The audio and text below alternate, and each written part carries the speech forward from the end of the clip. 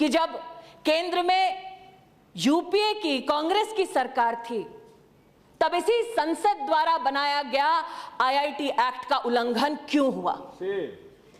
क्यों एक ऐसा अंतर्राष्ट्रीय करार किया गया जिसमें भारत के टैक्स पेयर से की जेब से निकाले हुए पैसे से अंतर्राष्ट्रीय स्तर पर आईआईटी एक्ट का उल्लंघन करते हुए एक कैंपस के निर्माण की बात की गई? क्यों चुपचाप उस वक्त ये मंत्री मुख दर्शक बनकर तमाशा देख रहे थे? क्या संसद की गरिमा का, संविधान का, कानून का भय अथवा चिंता नहीं थी तब? एक आरोप मुझ पर लगाया जाता है कि 4 साल के दिल्ली यूनिवर्सिटी के प्रोग्राम को रोल बैक किया गया। वो प्रोग्राम राष्ट्रीय शिक्षा नीति के तहत नहीं चलाया जा रहा था। एमएचआरडी में जब दस्तावेजों को खोजा गया तब पाया गया कि 77,000 छात्रों को 40 से ज्यादा ऐसे कार्यक्रमों में भागीदार बनाया गया जिसकी परमिशन स्वयं राष्ट्रपति महोदय ने नहीं दी थी। क्या हम एक ऐसा नजारा देखना चाहते थे जब 4 साल बाद दिल्ली की सड़कों पर, देश की राजधानी में लगभग 4 लाख छात्र ऐसे उपस्थित हो जिनकी डिग्री का कोई मोल नहीं है? अगर उस गैर कानूनी हरकत को रोका गया तो चोट उनको क्यों पहुंचती है? अगर उन छात्रों का संरक्षण किया गया, उनके भविष्य का संरक्षण किया गया तो दुख उनको क्या होता है? स्वागत होना चाहिए। आज मैं पूछना चाहती हूं, बार बार हम पर आरोप लगाया जाता है कि आईसीएचआर के माध्यम से हमने इतिहास में दखल देने की कोशिश की है। प्रोफेसर साहब यहां बैठे हैं, मैं सांसद के नाते उन्हें संबोधित नहीं करती, प्रोफेसर इसलिए कहती हूं क्योंकि उस दिन जब तथागत सतपति जी इस सदन में बोल रहे थे तब उन्होंने कहा कि वेस्टेड इंटरेस्ट है एजुकेशन में, उन वेस्टेड इंटरेस्ट को एजुकेशन से दूर करने की जरूरत है। पूछना है आज मुझे, कौन है आईसीएचआर में? পুরবী রায় নাম की एक महिला है। मेरा जवाब पूरा नहीं हुआ महाशय। আপনি যখন বলেছেন বসে সহ্য করুন, আমি বলছি স্যার, আপনি বলেছেন আমার জবাবটা আসতে দিন, मेरे जवाब को आने दीजिए। मैंने आपके आरोप सुने, मेरे जवाब को आने दीजिए। कौन है आईसीएचआर में? मैं कौन से लोगों की बात कर रही हूँ आईसीएचआर में? आईसीएचआर में पूरबी रे है। पूरबी रॉय कौन है? मैं उनका नाम का यहाँ उल्लेख कर रही हूँ। पूरबी Roy is a veteran scholar of international relations, a renowned historian of Netaji Subhash Chandra Bose and the Indian freedom struggle, of Indian-Russian relations, has done outstanding work, and on documents related to the Russian archive she has done work. And sir, let me tell the house through you sir, very respectfully, Purabhi Ray was also associated to the CPI. Her husband Kalyan Roy was a dynamic CPI member of the Rajya Sabha. क्या हम पक्षपात कर रहे हैं? अगर पक्षपात करते तो क्या इस प्रकार के हिस्टोरियन आईसीएचआर में रहते? आज मैं इसलिए, मुझे सुष्मिता देव जी कह रही है डोंट गेट एंग्री। आप ही ने महोदया कहा था कि मेरे खिलाफ चार्जशीट बनाई जा रही, मैं उस चार्जशीट का जवाब दे रही हूं आज, और आग्रह करती हूं कि सब जवाब सुने। महोदय, मैं आपसे, आपके माध्यम से टीएमसी केस मेंबर से पूछना चाहती हूं, क्या आपकी सरकार में सीपीआईएम से कोई भी ताल्लुकात रखते हुए किसी भी व्यक्ति को निष्पक्ष तरीके से आप नौकरी दे सकते हैं? आईसीएचआर के हमने बॉडी में पूरबी रॉय को लिया, क्या ये पक्षपात है? ये वो इतिहासकार हैं जिन्होंने देश नहीं छोड़ा बल्कि देश में रहकर देश की सेवा की है। क्या उनका सम्मान करना अपराध है? सचिनानंद सहाय जी हैं आईसीएचआर में, उन्हें प्रोफेसर ऑफ एपिग्राफी बनाया किसने? यूपीए की सरकार ने। क्या उनका सम्मान करना हमारा अपराध है? आज यहाँ पर सुष्मिता देव जी बैठी हैं, उन्होंने उस दिन कहा कि मैं अपने पर हुए चार्ज का, आरोप का जवाब दूं। मैं उनसे कहना चाहती हूं, विश्व भारती की बहुत लोगों ने चिंता व्यक्त की। विश्व भारती की जो इंक्वायरी कमेटी है, उस इंक्वायरी कमेटी के मेंबर कौन है? बीबी दत्तो के उन्हीं बीबी दत्तो जी जनरल सेक्रेटरी थे north east Congress coordination committee के। उनको कांग्रेस पार्टी के रेजिम में राज्यसभा का मेंबर बनाया गया। वो आपके पिता संतोष मोहन देव जी के साथ भी काम कर चुके थे। उनका सम्मान करना क्या हमारा अपराध है? अपराध है, बताइए। ये सब वो लोग हैं जो इस वक्त भारत सरकार के साथ शिक्षा के क्षेत्र में काम कर रहे हैं, मात्र इसलिए क्योंकि वो भारत का नवनिर्माण करना चाहते हैं। JK रे, जयंत कुमार रे, जिन्हें आपने चेयरमैन बनाया था Maulana Azad institute of Asian studies का, यूपीए के रूल में, उनको आज हमने नेशनल प्रोफेसर बनाया। क्या पूछा हमने उनसे कि आपके कांग्रेस के साथ क्या ताल्लुकात थे?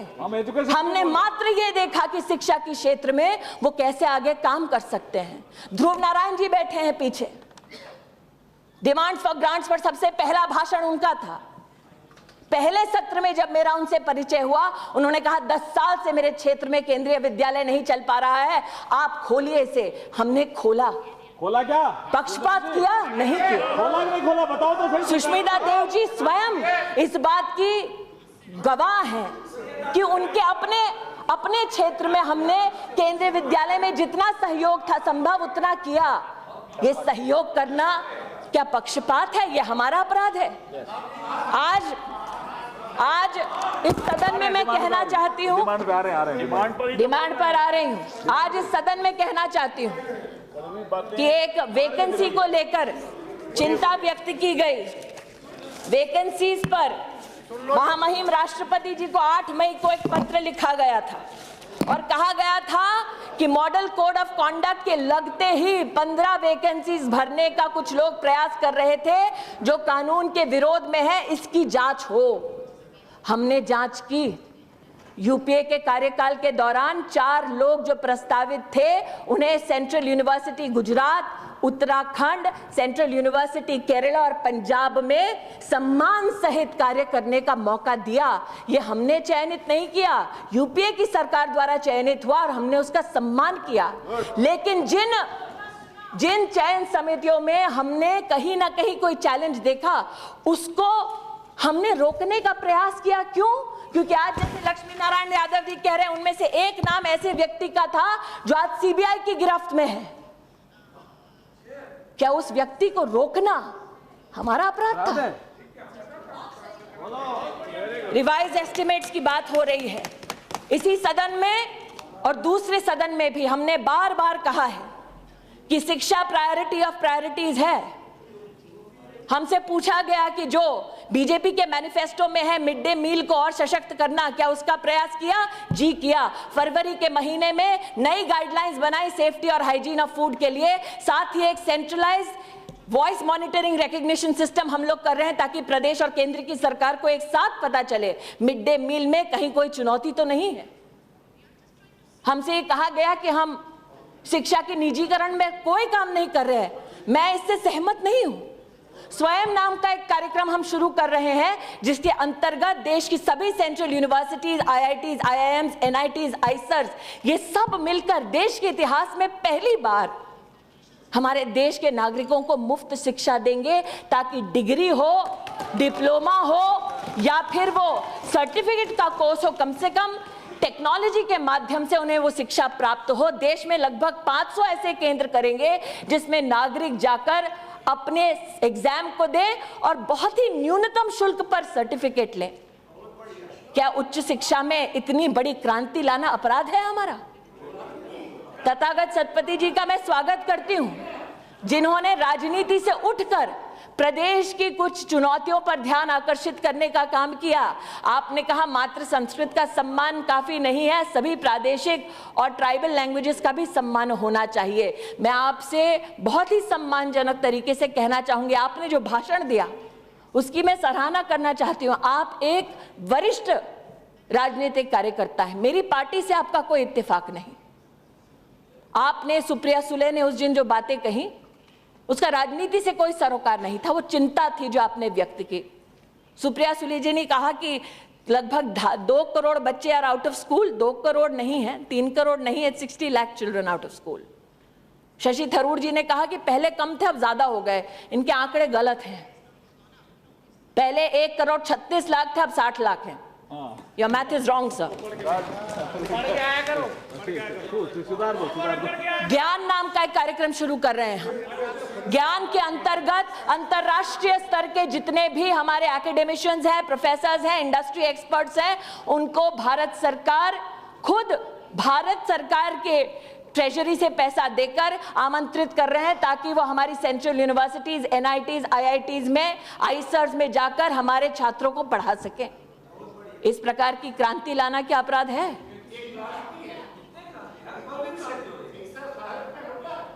अरे अब चलिए आगे सुनिए आप। सदिया मैंने सुना था विद्या दत्ताति विनयम। मुझे ये नहीं पता था कि विद्या से इतना सारा जहर भर जाएगा। कोशिश हमारी ये है कि जैसे क्वालिटी ऑफ एजुकेशन में इजाफा करने की बात की है, पढ़े भारत बड़े भारत पर हमने पहले भी उल्लेख किया, सदन में आज भी करते हैं। अर्ली रीडिंग, राइटिंग और न्यूमरेसी कक्षा 1, 2, 3 पर हमारा विशेष ध्यान है, जिसके लिए इस बजट में भी 460 करोड़ का प्रावधान है। मैं आपसे आग्रह पूर्वक कहना चाहती हूं कि उच्च शिक्षा के साधनों में तो वृद्धि हुई है, स्कूली शिक्षा में भी संरक्षण होगा फ्लैगशिप स्कीम्स का, ऐसे हमारे सरकार का वक्तव्य है और वो वक्तव्य में दोबारा दोहरा रही हूं। बेटियों की शिक्षा के बारे में चिंता व्यक्त की गई है। मैं कहना चाहूंगी देश में पहली बार एक जेंडर एटलस हम लेकर आए हैं, जिसके अंतर्गत सभी राज्य किन जिलों में बेटियों की शिक्षा में वृद्धि की जरूरत है, कहां चुनौती है, उसको मैप कर सकते हैं और उस हिसाब से एरिया स्पेसिफिक कार्यक्रम बना सकते हैं।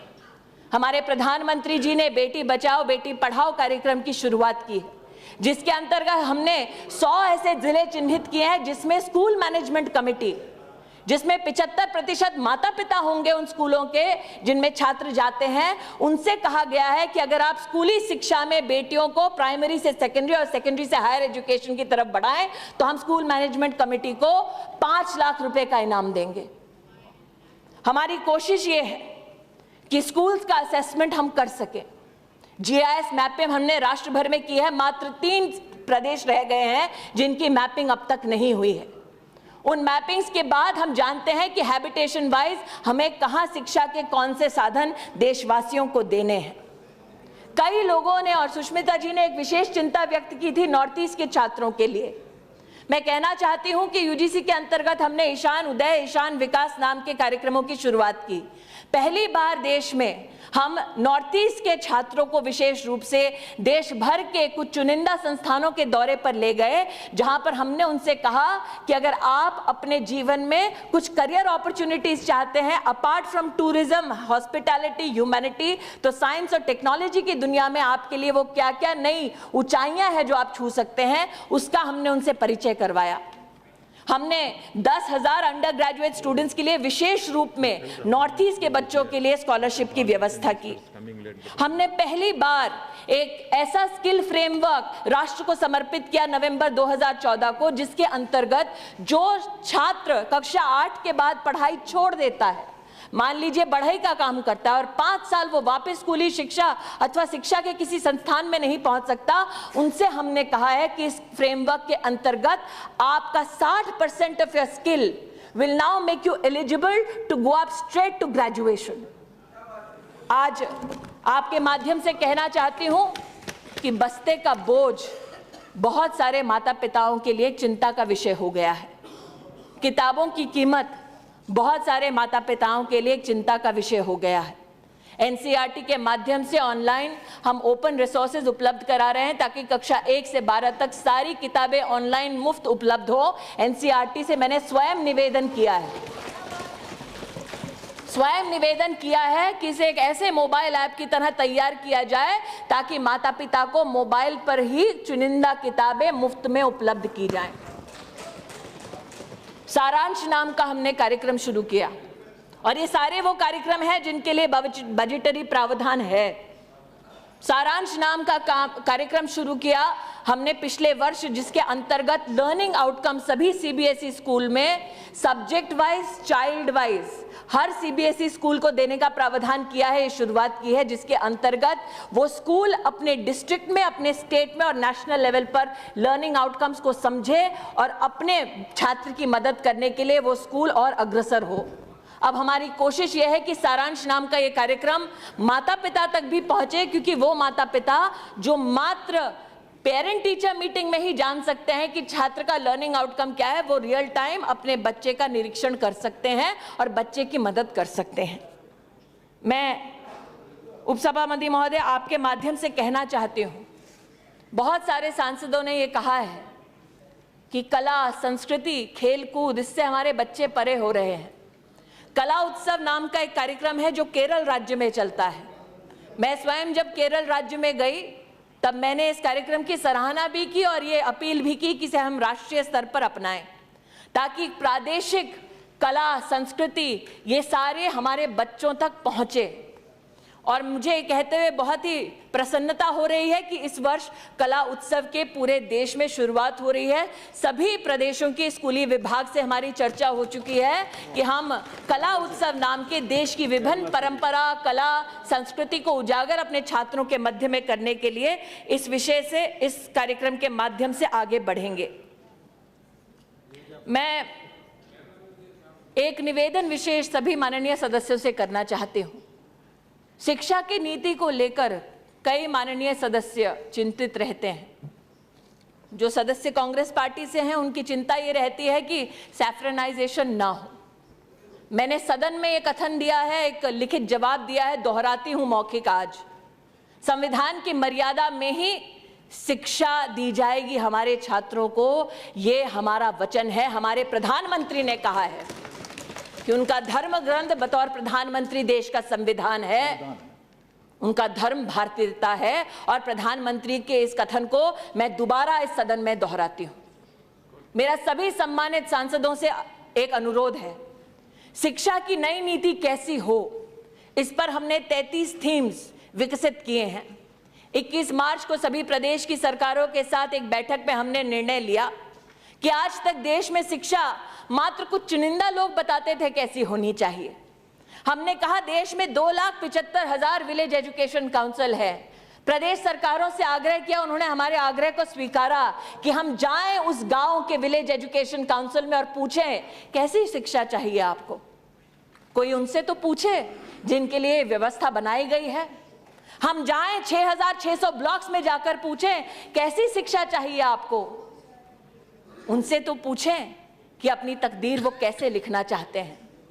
हम जाएं सभी डिस्ट्रिक्ट्स में, सभी जनप्रतिनिधियों को संग लेकर जनता के साथ बैठकर बोले कैसी शिक्षा चाहिए। प्रदेशों में ये वार्ता करें और मिलजुल कर एक नई शिक्षा नीति का निर्माण करें। सभी माननीय सांसदों से मेरा निवेदन है कि आप सब इसमें मिलजुल कर काम करें, क्योंकि देश की तकदीर कोई एक नहीं लिखेगा, हम सब मिलकर लिखेंगे, ये प्रण है हमारा। कुछ लोगों ने कहा ये बड़ा व्यापक आपका चर्चा का एक सिलसिला शुरू किया है, क्या ये संभव है? संभावना हम देख चुके हैं इस देश में। 4 दिन का समय मिला था कि प्रधानमंत्री जी टीचर्स डे पर देश के बच्चों को संबोधित करेंगे, उनकी क्या जिज्ञासा है, उन्हें कैसे प्रेरित करें कि वो कल के टीचर बने, इसके बारे में चर्चा करेंगे। 4 दिन का समय कैसे जोड़े सब स्कूलों को, लेकिन हुआ। व्यवस्थाएं हैं, उन व्यवस्थाओं का इस्तेमाल करना है प्रदेश की सरकारों के सहयोग से। 9.5 करोड़ बच्चों से संपर्क किया हमने, इसलिए कहना चाहती हूं कि ये संभव है अगर ये संसद, ये सदन ठान ले। टीचर्स के बारे में कई सांसदों ने यहां पर उल्लेख किया कि टीचर्स ट्रेनिंग पर थोड़ी बहुत चिंता है उन्हें, किस प्रकार की ट्रेनिंग हो। महोदय शशि थरूर जी ने कहा कि जस्टिस वर्मा कमेटी की रिकमेंडेशंस आई थी। मैं बड़े गर्व के साथ कहती हूं उन रिकमेंडेशंस को इम्प्लीमेंट करने का काम एनसीटी में हमने किया है, ताकि टीचर्स की ट्रेनिंग में हम लोग पहली बार टीचर 20 सप्ताह स्कूल में जाकर पढ़ाए। अपनी ट्रेनिंग के अंतर्गत उसका इवैल्यूएशन उस स्थल पर हो, इसका प्रावधान भी पहली बार किया गया है। आदरणीय प्रधानमंत्री जी ने Pandit Madan Mohan Malaviya national mission for teachers और ट्रेनिंग की शुरुआत की, जिसमें 900 करोड़ का प्रावधान है। ये भी मैं सदन को अवगत कराना चाहती हूं। बजट के बारे में कई लोगों ने अपनी चिंताओं को व्यक्त किया है, मैं दोबारा दोहराती हूं। सुप्रिया सुले जी ने कहा कि जो महिला होती है वो कोशिश करती है कि कम में ही गुजारा कर ले। इनको चिंता है, आपको अच्छा लगना चाहिए,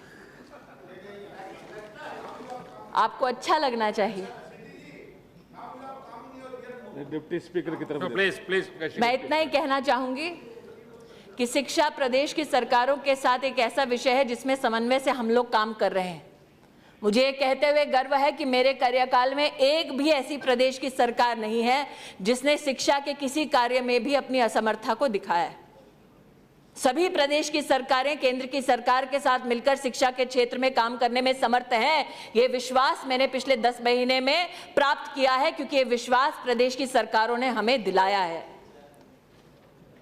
शिक्षा के कई चुनौतियां हैं, इसको मैं स्वीकार करती हूं। प्राइवेटाइजेशन के संदर्भ में कुछ सांसदों ने चिंता व्यक्त की है। उनसे कहना चाहती हूं कि हमने नो योर कॉलेज पोर्टल खोला है, जिसमें वो सभी प्राइवेट इंस्टीट्यूशंस जो यूजीसी एआईसीटी से संबंधित हैं, उन सभी की जानकारी हमारे छात्रों के लिए इस पोर्टल पर उपलब्ध है। किस इंस्टीट्यूशन में कौन सी बिल्डिंग है, प्रोस्पेक्टस में जो विषय दिए गए हैं अगर वो उससे मेल नहीं खाते तो छात्र और अभिभावक सीधा रेगुलेटर को कंप्लेंट कर सकते हैं और रेगुलेटर इस संस्थान के खिलाफ कार्रवाई करने का अधिकार भी रखता है और वो करते भी हैं। मैं सभी सांसदों को आपके माध्यम से एक विशेष निवेदन करना चाहती हूं। 15 अगस्त को हमारे आदरणीय प्रधानमंत्री जी ने लाल किला से एक आह्वान किया। स्वच्छता अभियान का तो आह्वान किया ही, लेकिन एक विशेष रूप से पीड़ा को व्यक्त किया कि क्या हम ये संभावना नहीं देख सकते हमारे देश में कि हर स्कूल में एक टॉयलेट हो। 17 अगस्त को एमएचआरडी के अंतर्गत वेबसाइट पे हमने देश में सभी जिलों में कहां टॉयलेट नहीं है सरकारी स्कूल में, कहां डिसफंक्शनल है, इसकी जानकारी दे दी थी। मुझे ये कहते हुए बहुत खुशी है कि सभी प्रदेश की सरकारों ने मिलकर प्रोजेक्ट अप्रूवल बोर्ड के अंतर्गत टॉयलेट्स के निर्माण के लिए जो पैसा एलोकेट होना था वो पैसा एलोकेशन हो चुका है। सभी सांसदों को मैंने स्वयं पत्र लिखा है कि आपके अपने जिले में कितने टॉयलेट्स हैं, इसकी सूचना पहुंचाने का हमने प्रयास किया है। आप क्वार्टरली मीटिंग्स लेने का अधिकार रखते हैं, लेकिन विशेष रूप से आप अगर अपने डीएम से, कलेक्टर से पूछें कि आर्थिक प्रावधान होने के बाद मेरे जिले में, मेरी कॉन्स्टिट्यूएंसी में कितने टॉयलेट बने हैं, तो बहुत कृपा होगी, क्योंकि इससे इस काम को और शक्ति और स्फूर्ति प्रदान होगी। मैं अपनी वाणी को विराम देने से पहले, क्योंकि समय की सीमा है, इतना कहना चाहती हूँ। मिल गया लेटर, मिल गया लेटर, मिल गया लेटर, मिल गया भाई, मिल गया। मैं इतना कहना चाहूंगी समय की सीमा को देखते हुए कि जैसा ही अप्रैल का महीना आता है तो कई सांसद विचलित हो जाते हैं। केंद्रीय विद्यालय की बहुत सारी कंप्लेंट्स आने लगती है। वेणुगोपाल जी हंस रहे हैं क्योंकि उनके साथ कर चुकी हूँ। कई सांसद विचलित होते हैं कि पब्लिक से प्रेशर बहुत होता है, हम जनप्रतिनिधि हैं, कूपन को बढ़ाओ।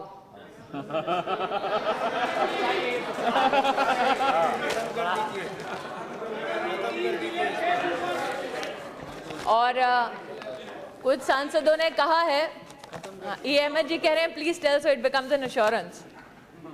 तो कुछ सांसदों ने ये कहा है, और अहमद जी जैसे प्रतिभाशाली और प्रभावी और एक बहुत ही एक्सपीरियंस मंत्री स्वयं रहे हैं, इसलिए बोल रहे हैं कि 6 से 10 कूपन बढ़ाने का प्रयास मैं करूंगी केंद्रीय विद्यालय में, आज ही मैं कह रहे हैं। इसी के साथ वो सभी सांसद जिन्होंने आज शिक्षा के क्षेत्र में अपना समर्थन दिया है, उन सांसदों को मैं धन्यवाद देना चाहूंगी और तथागत सतपति जी को विशेष रूप से कहना चाहूंगी कि हमने एक एक्सपर्ट कमेटी नियुक्त की है, विशेष रूप से शिक्षा में लैंग्वेज का क्या प्रभाव हो सकता है।